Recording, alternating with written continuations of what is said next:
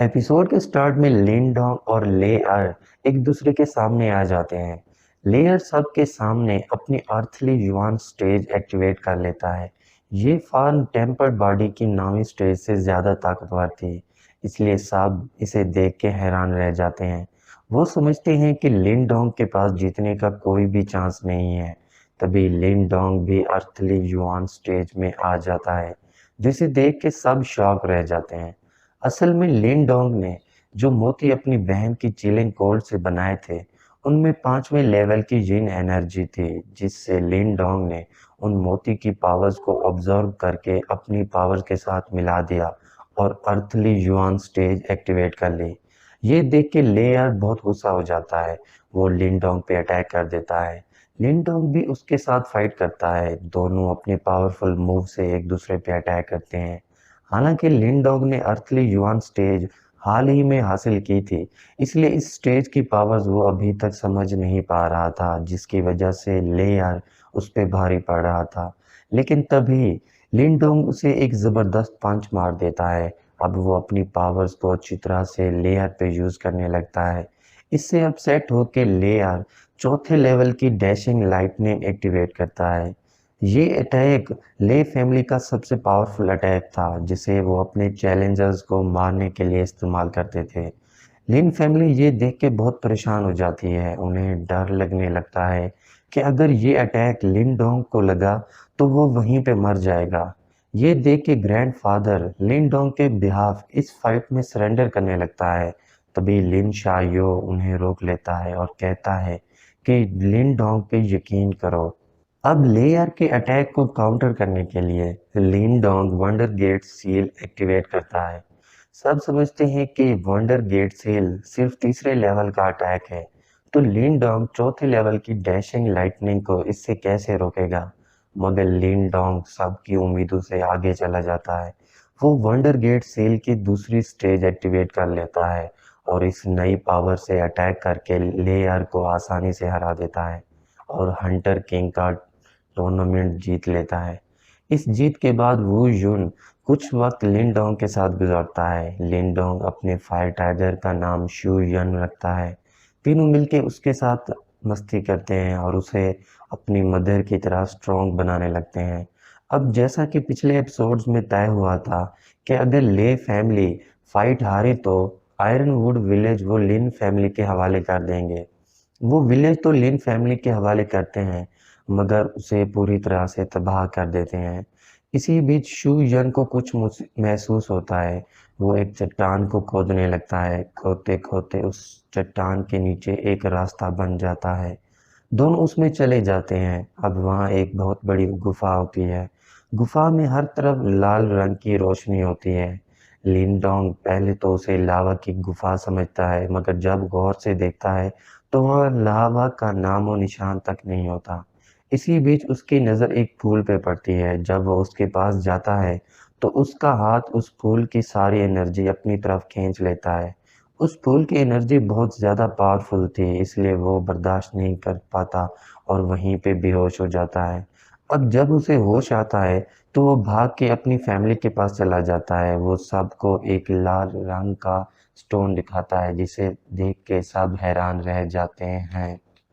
असल में वो एक यंग युआन स्टोन था जो बहुत ही कीमती था।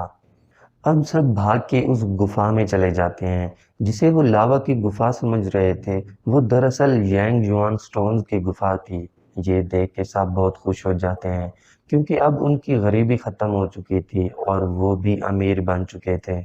इस बात की खबर ले फैमिली को भी मिल जाती है। ले बाओ ये सुन के बहुत गुस्सा हो जाता है और इस विलेज को वापस हासिल करने का प्लान बनाने लगता है।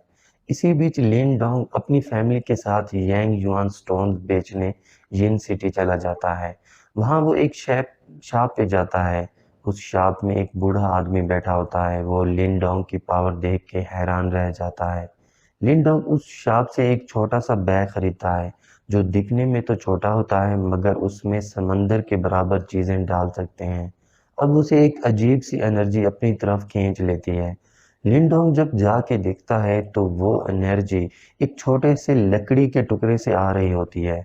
वो उसे खरीदने वाला होता है, तभी एक लड़की जी यूई वहां आ जाती है। वो लड़की भी उस लकड़ी के टुकड़े को खरीदना चाहती थी। लिंडोंग उसकी ज्यादा कीमत दे रहा था, इसलिए उस लड़की के आदमी उस पे अटैक कर देते हैं। तभी उन आदमियों की तलवारें हवा में ही रुक जाती हैं। अब हमें पता चलता है कि ये सब वो बूढ़ा आदमी कर रहा होता है। वो बूढ़ा आदमी यैन सिटी का ग्रैंड मास्टर था और जी यूई भी उसकी स्टूडेंट थी। ग्रैंड मास्टर ने जो पावर यूज की थी उसे मेंटल पावर या फिर सील सिंबल मास्टर कहते हैं। इससे वो किसी भी चीज को कंट्रोल करके अपनी मर्जी से मूव कर सकते हैं। ग्रैंड मास्टर लिन डोंग को ये फार्म सिखाने की ऑफर देता है, मगर लिन डोंग इससे इनकार कर देता है। ये देख के ग्रैंड मास्टर उसे अपनी बुक देता है जिसमें सील सिंबल मास्टर की लेवल 1 की सारी इंफॉर्मेशन होती है। बुक देने के साथ साथ ग्रैंड मास्टर उसे कहता है कि जब कभी तुम्हारा माइंड चेंज हो जाए तो यहाँ चले आना, मैं तुम्हें ये फार्म सिखा दूंगा। इसी बीच लिन फैमिली का आदमी वहां आ जाता है। वो लिन डोंग को बताता है कि लिन फैमिली पे ब्लैक ड्रैगन के लोगों ने हमला कर दिया है। असल में ब्लैक ड्रैगन के लोगों को यांग युआन स्टोन्स की गुफा का पता चल गया था, इसलिए उस गुफा को हासिल करना चाहते थे। उनका दूसरा बॉस वू शा शू यन पे अटैक करके उसे जख्मी कर देता है। तभी लिन डोंग वहां आ जाता है। दोनों एक दूसरे पे अटैक करने लगते हैं। लिन डोंग क्योंकि अर्थरे युआन स्टेज पे था, इसलिए वू शा के अटैक का उस पे ज्यादा असर नहीं होता। ये देख के वू शा फिर से उस पे अटैक करने लगता है। क्योंकि वू शा के अटैक बहुत ज्यादा पावरफुल थे, इसलिए लिन डोंग वंडर गेट सील की दूसरी स्टेज यूज करके उस पे अटैक कर देता है। मगर इस अटैक का भी वू शा पे ज्यादा असर नहीं होता। अब दोनों अपने पावरफुल अटैक्स यूज करते हैं, जिसमें लिन डोंग वंडर गेट सेल की तीसरी स्टेज यूज करके उस पे अटैक कर देता है। हालांकि दोनों अर्थली युआन स्टेज पे होते हैं, मगर इन अटैक्स का सबसे ज्यादा असर लिन डोंग पे पड़ता है और उसकी सारी एनर्जी इस अटैक में चली जाती है। किन टेन और शू यन उसके लिए परेशान होने लगते हैं। तभी लिन डैंग की डोंग की बॉडी में यंग एनर्जी समाने लगती है।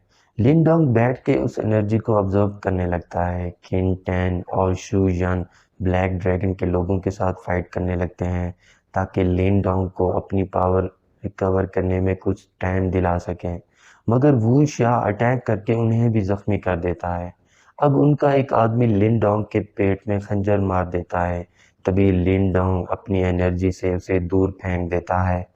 सबसे पहले वो अपने जख्मों को हील करता है और फिर अर्थली युआन की नेक्स्ट स्टेज एक्टिवेट कर लेता है।